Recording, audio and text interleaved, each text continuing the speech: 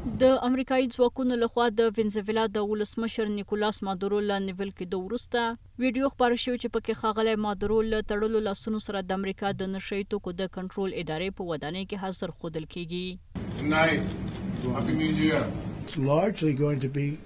هغه خلک چې اوس زما تر شا ولاړ دي هغه کسان دي چې وینزویلا به اداره کړي. موږ به دا هیواد بیرته ژوندی کړو. وینزویلا یو مړ هیواد دی. د ښاغلي مادورو له نیول کېدو وروسته د امریکا ولسمشر ډونالډ ټرمپ وویل چې امریکا اوس مهال د نړۍ تر ټولو لویه اردو لري او وینزویلا د ولسمشر نیول یې د یوې ټلویزیوني خپرونې په څیر ولیدل. ټرمپ د وینزویلا د ولسمشر په نیولو کې د امریکایي ځواکونو د فعالیت ستاینه وکړه او دا یې له افغانستانه د امریکا د وتلو سره پرتله کړ.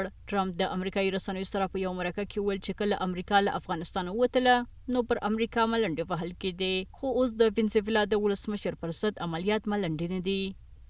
دا له افغانستان سره پرتله کړئ چیرې چې موږ د نړۍ د خندا وړ وو، مګر نور داسې نه ده. مادورو ته هم د ایران د مشرانو په څیر یو چانس ورکړل شو. نوموړی په خپلو کړنو سره ځان احمق کړ او اوس یې پایلې ګوري. د امریکا لخوا د وینزویلا د ولسمشر نیول هم له نړیوالو خبرګونونو سره مخ شوي دي چې د نیکولاس مادورو او د هغه د میرمنې نیول یې غندلي او د امریکا له حکومت یې غوښتي چې ژر تر ژره دوی خوشي کړي.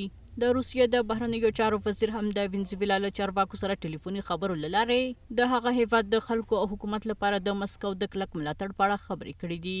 د نیویارک ښاروال سهران ممدني او د ډونالډ ټرمپ د ټاکنو پخوانۍ سیالې کمیلا هریس د امریکا د اقدام په کلکه وغنده او دا یې له نړیوال قانون او د امریکا له فدرالي قانون ښکاره سرغړونه وبلله.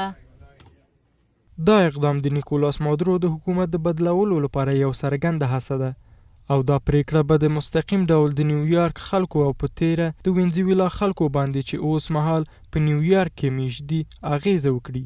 از دید نظامی، از دید تکتیکی یک عملیات کاملا پیشرفته مناسب به فرد و نشاندهنده قدرت اردوی ایالات متحده آمریکاست.